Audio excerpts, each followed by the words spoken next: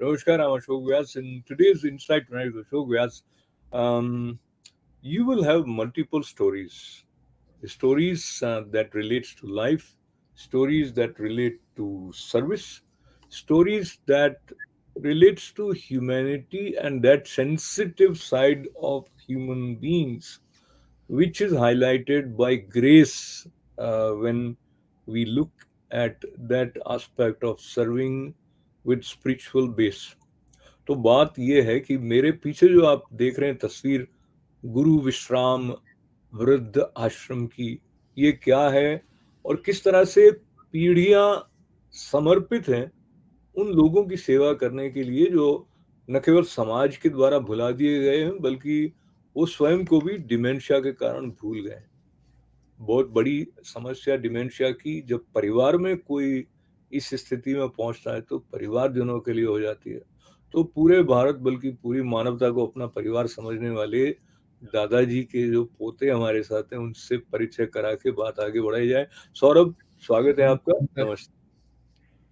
तो जब हम आपके साथ बैठ रहे हैं तो मुझे इस शिवोज के बारे में बात करने से पहले अपने दर्शकों तक आपके बारे में कुछ बात पहुंचाने का मन है। आप बताइए कैसे आप इस प्रकल्प का हिस्सा बने, आपका बैकग्राउंड क्या है?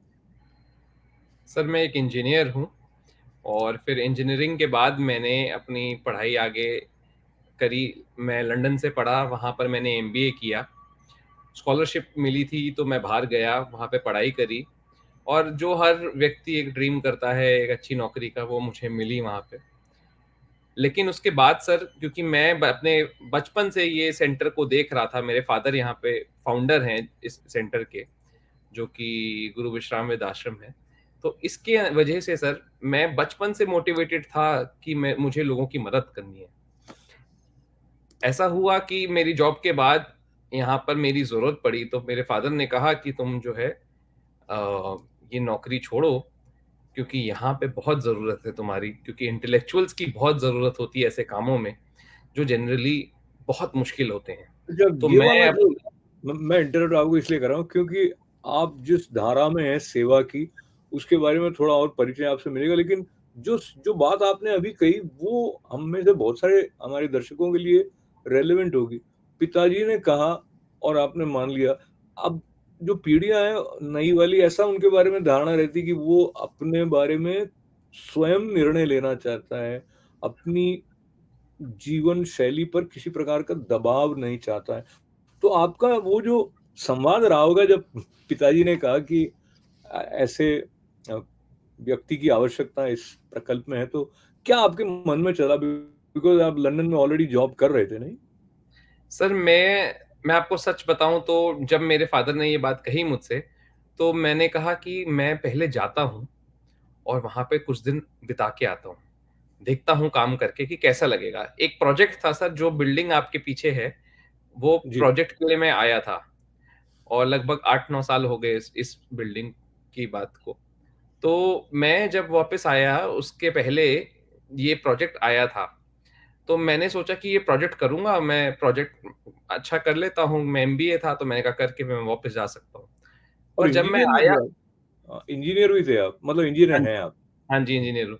तो बट मैं जब आया और मैं वहाँ पे लोगों के साथ रहने लगा, टाइम बिताने लगा, क्योंकि वो लोग वहाँ पर एक छोटे से शेड में रहते थे। ये बिल्डिंग की जगह वहाँ पर एक कच्चा शेड था जिसमें लोग रखे जाते थे। उनको अब देख थोड़ा के सर, एक बार, अब अब जो आपने कहा उन लोगों के साथ रहने लगे, उन लोगों के बारे में भी थोड़ा बताइए। कौन लोग? उनके अंदर क्या आपने ऑब्जर्व किया उस समय? सर मैं जब वहाँ पे, मुझे आज भी याद है कि ये सारे बुजुर्ग जो हमारे पास हैं, पहली चीज ये, ज्यादा से ज्यादातर लोग जो हैं वो या तो किसी बीमारी से जूझ रहे हैं, या तो वो बेड रिडन है, या उनको डिमेंशिया है।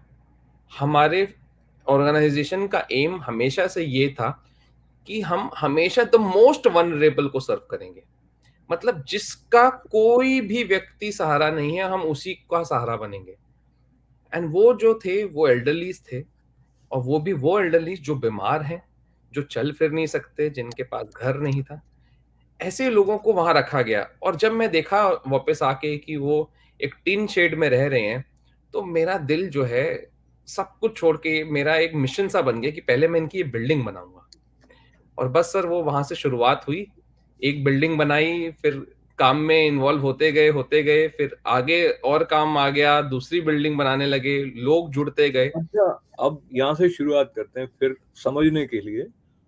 बिल्डिंग बनानी है ये बात होने के साथ साथ कुछ आपको उसकी क्या यूटिलिटी होगी, उसमें क्या क्या प्रोविजंस होने चाहिए, वो जो बातें आपको बताई गई होंगी, तो उसमें ये भी होगा कि इतने लोगों के रहने के लिए वो ठीक होनी चाहिए, बड़ी किचन होगी, ये सारी बातें रही होंगी। तो उस समय कितने लोग थे जो इस वृद्ध आश्रम में रह रहे थे? सर जिस वक्त हमने ये बिल्डिंग बनाई थी, उस वक्त हमारे पास केवल यहाँ पे गढ़मुक्तेश्वर में 50 लोग रहते थे। और हमने ये बिल्डिंग, पहली बिल्डिंग बनाई थी 200 लोगों के लिए। हमने ये सोचा था कि आने वाले लगभग 4-5 सालों के लिए ये काफ़ी रहेगा। और उसके बाद ये, क्योंकि बहुत बड़ी जगह है हमारे पास, तो ये भी जगह सर हमने दान से ली थी, हमने डोनेशन इकट्ठा करके ली थी। तो हमने सोचा था कि आगे होगा तो फिर और एक बिल्डिंग बना लेंगे, अगर ज़रूरत पड़ेगी, कैसा चलता है। तो इस हिसाब से इस बिल्डिंग को बनाया गया। सर आपको इस बिल्डिंग की एक बड़ी खास बात बताता हूँ। अगर आप जानते हो कि वास्तु में एक शेप होती है, उसको ऑक्टागोनल शेप शेप कहते हैं। जी। 8 डायरेक्शंस की ऑक्टागोनल शेप की इसके वर्ड्स बनाए गए सर। अगर हम एनर्जी की बात करते हैं तो एनर्जी जो है, सबसे ज्यादा एनर्जी और एयर मूव करती है इन 8 स्फीयर्स। अगर आप स्क्वायर बनाते हैं रूम को, रेक्टेंगल रूम बनाते हैं, तो उसमें आपको डेड डेड एंड्स मिलेंगे, जहां पर ना एयर मूव होती है ना एनर्जी होती है। इसको बड़ा ध्यान रख के, क्योंकि बुजुर्ग हैं जो रूम्स के अंदर ही ज्यादातर रहेंगे या बीमार रहेंगे, इसको ऐसा वेंटिलेटेड बनाया गया। और आप देख रहे हैं जिस तरीके से इसका डिजाइन किया गया है, तो ये इनको खुशी देने के लिए, नॉट जस्ट कि एक ऑर्डिनरी बिल्डिंग बना दी जिसके अंदर इसको एक खूबसूरती दी गई, सो दैट कि उनको ऐसा ना लगे कि वो किसी आश्रम में रह रहे हैं, या क्योंकि उनकी मेमोरी, वो ये नहीं जानते कि वो आश्रम में रह रहे हैं, उनको तो आज भी ये जानते हैं कि मैं अपने घर में ही रह रहा हूँ। कि उनको डिमेंशिया है, बहुत लोगों को यही नहीं पता कि वो कहाँ रह रहे हैं। बट अच्छी चीज देख के सर लोगों का के अंदर जो हार्मोन्स हैं उनको खो देते हैं। तो इस पर्पस से इसको डिजाइन किया गया था। तो ये कुछ और तस्वीरें जो इस वेबसाइट के साथ आपने, शियोज नाम है आपके संगठन का, जी। और शियोज की फुल फॉर्म भी एक बार हमारे दर्शकों को बताएं, और वो हाँ, अधिक जानकारी इस वेबसाइट से ले सकते हैं। जी। हाँ जी। तो हमारी वेबसाइट है www.shios.org। शियोज Sant Hardayal educational and orphans welfare society के नाम से है ये संस्था। इन 1994 में शुरू की गई थी हिंदुस्तान में। आज हम लगभग 28 साल पूरे कर रहे हैं इस ऑर्गेनाइजेशन के। क्या बात और है। ये ये उससे बहुत पहले थी, जब लोगों को ये thought of companies, corporates, giving, ये इन सब से बहुत पहले है। ये इन सब चीजों से बहुत ऊपर थी, क्योंकि ये उस वक्त करी गई थी शुरू, जब पैशन से लोगों की मदद करते थे, लोगों के अंदर दिल होता था एक दूसरे की मरने का। मैं ये तो कहना ये चाहूंगा कि अभी भी होता है सौरभ, मैं ये कहना चाहूंगा कि दिल अभी भी होता है। हाँ, थोड़ा स्वरूप बदलता रहता है, पर ये 24/7 डॉक्टर्स और नर्सेज उनकी देखभाल के लिए रहते हैं, और न्यूट्रिशियस फूड है। तो थोड़ा सा हम वेबसाइट में जो आपकी जानकारी है उसके बारे में जी। भी कुछ बताएंगे। ये विशेष करके 24/7 रेस्क्यू, और उसके साथ देख रहे हैं कुछ एम्बुलेंस या राइट सर। वहाँ तो हमारा जो मॉडल है वो कैसे काम करता है, ये बुजुर्ग कौन है और कहाँ मिलते हैं। ये वो बुजुर्ग हैं जो अपने घरों से भटक जाते हैं, एक वो सेगमेंट है। दूसरा जो बुजुर्ग है वो है जिसको उसकी परिवार ने खुद घर से बाहर निकाल दिया। तीसरा जो बुजुर्ग है वो बुजुर्ग है जिसका कभी दुर्घटना होगी, कोई एक्सीडेंट हो गया, या उसको किसी वजह से। अब ये सारे बुजुर्ग जो हैं अल्टीमेटली रोड पे आ जाते हैं। जी। तो क्योंकि ये रोड पे हैं, तो हमारी जो रेस्क्यू टीम है उसको अब काफी साल हो गए ये चीज करते करते, तो उनको कुछ कुछ जगह सिलेक्टिव पता है जहां पर ये लोग पाए जाते हैं। जैसे पार्क्स के पास मिलेंगे आपको एल्डरलीज, क्योंकि कई लोग जो हैं पार्क में गए होंगे। कुछ मंदिरों के पास मिल जाते हैं, कुछ बस स्टैंड्स के पास मिल जाते हैं। तो कुछ कुछ ऐसे आइडेंटिफाइड हॉटस्पॉट्स होते हैं जहां पर जनरली एल्डरलीज, जैसे क्या होता है सर कि बहुत सारे लोग जो डिमेंशिया की वजह से या तो कहीं पार्क गए, भूल गए, या फिर कहीं मंदिर गए तो रास्ता भूल गए। और जो सेकंड है, जो सबसे सैड है सर, जिसका 50% चंक जो हमारी पॉपुलेशन है जो यहाँ पर है, वो है अबैंडन्ड एल्डरलीज, जिनके खुद के बच्चों ने उनको उनके घरों से निकाल दिया। ये सबसे अनफॉर्चुनेट सेगमेंट है जो हमारे पास मोर देन 50% लोगों का कंप्राइज करता है। इनको उठा के या तो किसी पुलिस या तो किसी एम्बुलेंस हॉस्पिटल के पास भेज दिया जाएगा, एयरपोर्ट के पास बिठा दिया जाएगा, या किसी मंदिर के पास छोड़ दिया जाएगा। मतलब इन इन लोगों को वो लोग ढूंढते हैं कि कहाँ पर इनको हटा दिया जाए, बस किसी तरीके से जहां पे लोग इनको पकड़ ना सकें, ना ढूंढ सके कि ये कौन व्यक्ति थे। ये बहुत अनफॉर्चुनेट पार्ट है सर इस सारी चीज का, जो कि आज के डेट में हिंदुस्तान में बहुत तेजी से फैल रहा है। ये थोड़ा सामाजिक मनोवैज्ञानिक कारणों के साथ साथ क्या प्राथमिकताएं मनुष्य अपने जीवन की समझने लग जाता है। हमारे कुछ दर्शक जो थोड़ी देर बाद जुड़े हों तो उनको मैं ये उनके साथ याद करते हुए कि मैं बात सौरभ भगत से कर रहा हूँ। उनके दादाजी जो हैं वो 105 बरस के हैं और वो बड़े पहुंचे हुए संत स्वरूप में हैं। उनकी प्रेरणा से इनके पिताजी ने जो ये प्रकल्प ऐसे वृद्धों की सेवा करने का प्रारंभ किया जो या तो डिमेंशिया के कारण घर से निकल गए या अपने परिवार जिन्होंने उनको छोड़ दिया, तो ऐसे लोगों को ढूंढकर पहले तो लाना, फिर उनकी सेवा करना।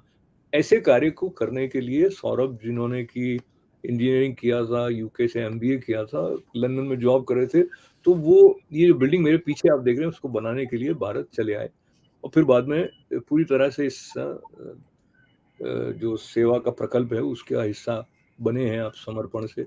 सौरभ, ये जो बात हम कर रहे थे उनको लेकर आने की, तो 24/7 मतलब कैसा मोडस ऑपरेंडी रहता होगा इन टर्म्स ऑफ कि किसी ने बता दिया कि यहाँ पर उन्होंने एक किसी को भटकते हुए देखा या क्या रहता?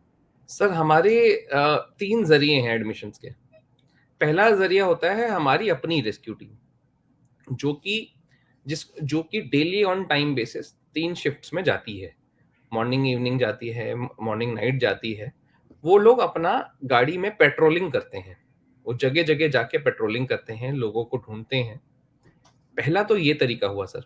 जो जी सर। दूसरा तरीका एडमिशन्स का है, वो है थ्रू पब्लिक। लोग फ़ोन करते हैं। अगर किसी ने किसी व्यक्ति को देखा, हम आज 20 साल होने को जा रहे हैं सर शियोस को, हर व्यक्ति दिल्ली का जानता है कि अगर कोई बुजुर्ग दिखे तो उसको गुरु विश्राम वृद्धाश्रम में ज़रूर भेज सकते हैं।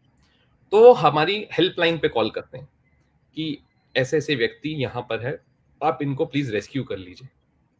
तो हमारी टीम वहाँ पे जाती है और उनको वहाँ से रेस्क्यू करके लाती है।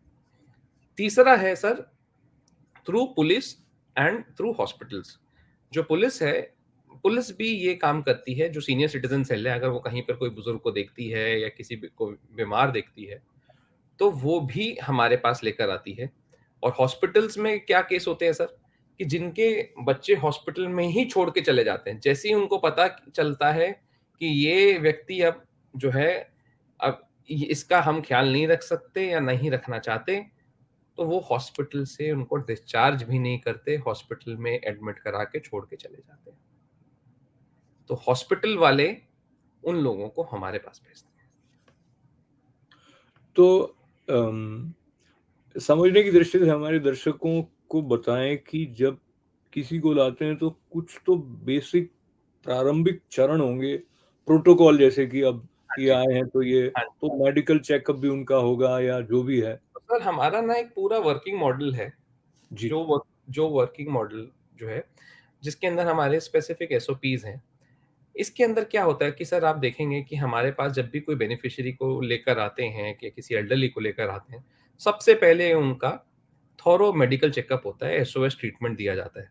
सबसे पहले तो एसओएस ट्रीटमेंट ही दिया जाता है, उसका कारण ये है क्योंकि बुज़ुर्ग जो हैं, उनको ज़्यादातर बुज़ुर्गों को चोट लगी होती है या किसी को बीमारी होती है, तो फटाफट उनको लाके सबसे पहले हमारे आईसीयू में भर्ती किया जाता है। हम मैं आपको थोड़ा अपने सेटअप के बारे में बताऊं। हमारे पास दिल्ली में इस वक्त 16 बेड का आईसीयू सेटअप है, और गढ़मुक्तेश्वर जो कि मेन जगह है, वहां पे 40 बेड का आईसीयू सेटअप है। तो लोगों को पहले लाके आईसीयू के बेड्स दिए जाते हैं। वहां पर उनके पास, हमारे पास पूरी एमबीबीएस एमडी डॉक्टर्स की टीम है जो कि आती है, उनका पूरा ब्लड सैंपल लेती है, उनके सारे वाइटल्स चेक किए जाते हैं, उनकी डिजीजेस चेक की जाती हैं।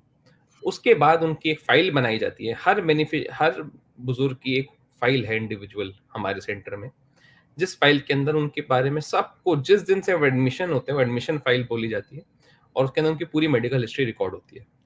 ये सब होने के बाद, उनकी सारी डिटेल्स आने के बाद, जो उनको नेक्स्ट ट्रीटमेंट रिक्वायर्ड होता है, अगर तो वो आईसीयू में क्रिटिकल हैं तो वो आईसीयू में ही रहते हैं।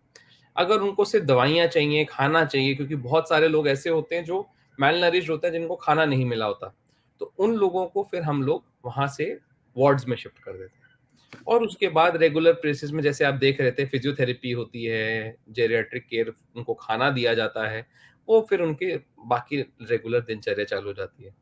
लेकिन जो लोग हमारे आईसीयू में रहते हैं, फिर उनका बहुत ही क्रिटिकल ट्रीटमेंट होता है। आप देख रहे हैं जैसे फोटो है, ये आईसीयू में बहुत, मतलब मैं ये कहता हूँ कि आईसीयू में शायद 99% लोगों को हाथों से खाना खिलाया जाता है, उनको हाथों से पानी पिलाया जाता है। ये बहुत मुश्किल चीज होती है, क्योंकि एल्डरली का केयर करना इज वेरी टफ।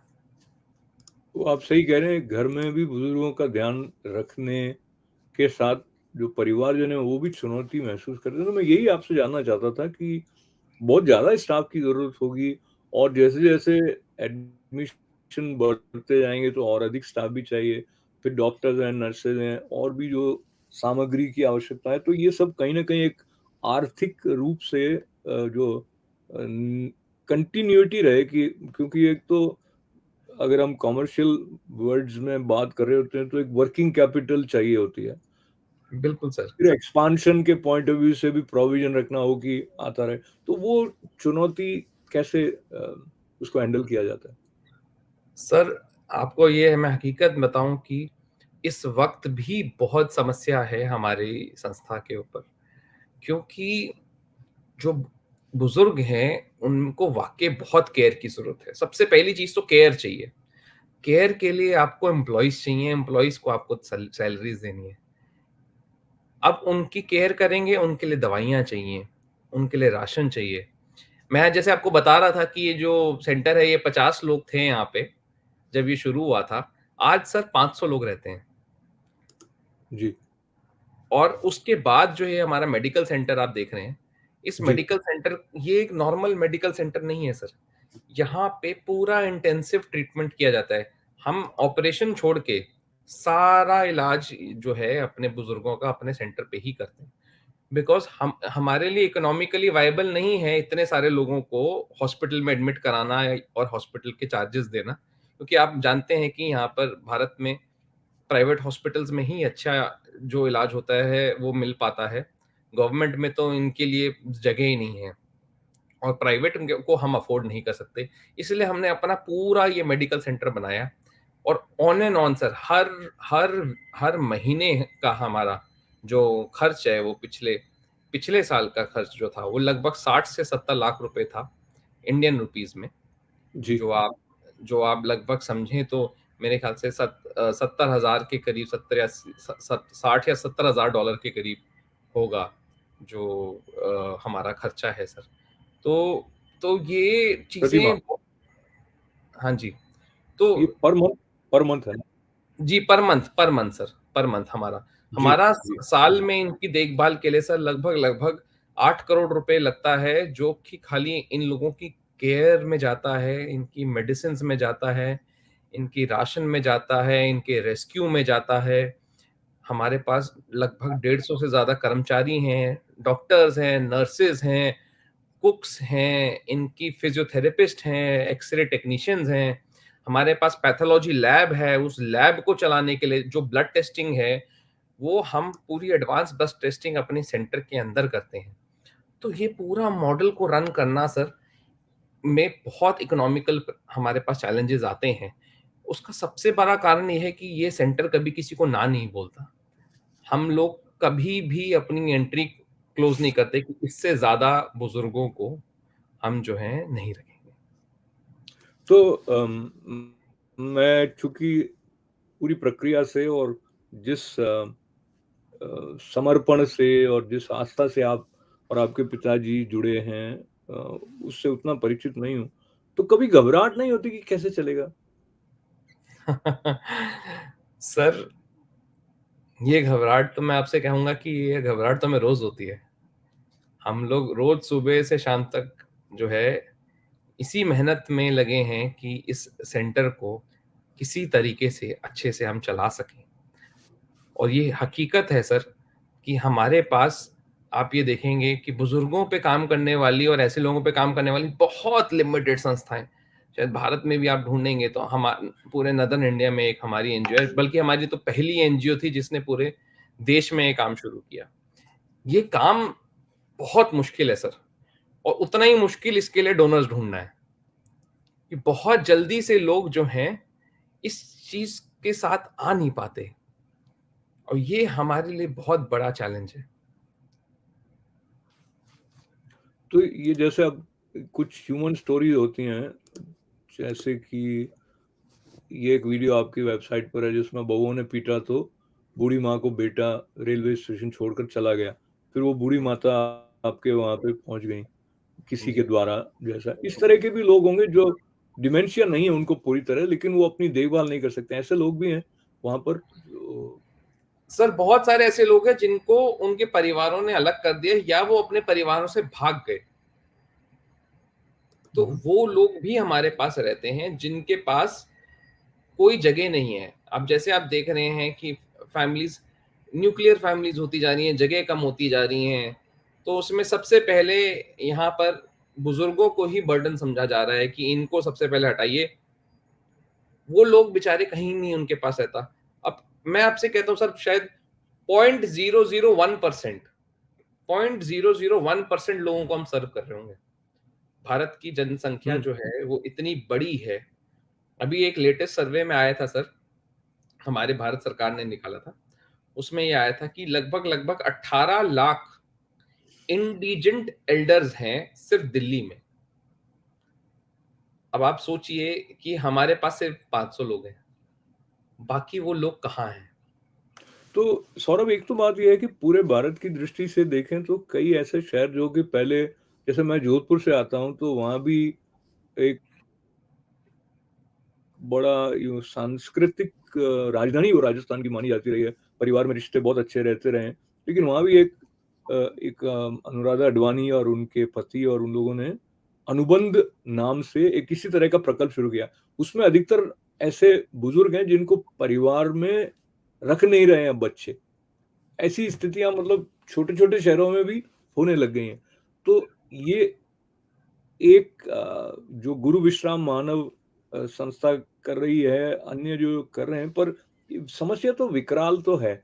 इसको कई स्तर पर एड्रेस किया जाना चाहिए, और सरकारी तौर पर जैसे हम देखते हैं कि वो कई ऐसे कार्य कर रहे होते हैं जिसमें अ, आम लोगों का भला हो।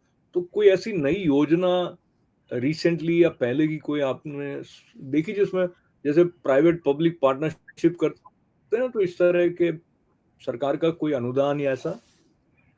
अ, सर, सरकार ने क्या किया, एक बहुत अच्छा अमेंडमेंट आया था जो कि सुप्रीम कोर्ट ने लाया, कि जिसमें वो ये कहता है कि कोई भी बच्चा अपने माँ बाप को अपने घर से नहीं निकाल सकता, ये क्राइम है, पहली चीज। जी। दूसरी चीज, अगर वो किसी वजह से उनको अपने साथ नहीं रख सकता, तो उसको कहीं पर भी उनको रख के उनका मेंटेनेंस देना पड़ेगा, उनका खर्चा देना पड़ेगा।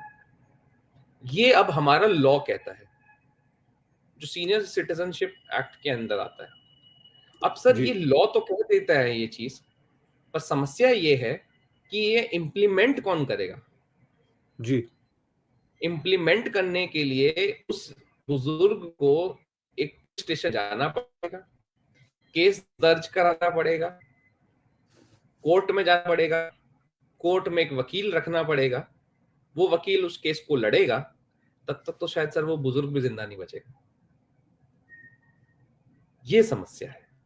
सरकार काम कर रही है, सरकार ने इसके लिए कानून निकाले, पर उन कानूनों का अभी पालन होना बहुत मुश्किल है, क्योंकि लोगों में उस बात का डर नहीं है। और सर हमारे पास, मैं आपको बताता हूँ, हमारे पास हम लीगल सर्विसेज प्रोवाइड करते हैं बुजुर्गों को जिनको जरूरत है।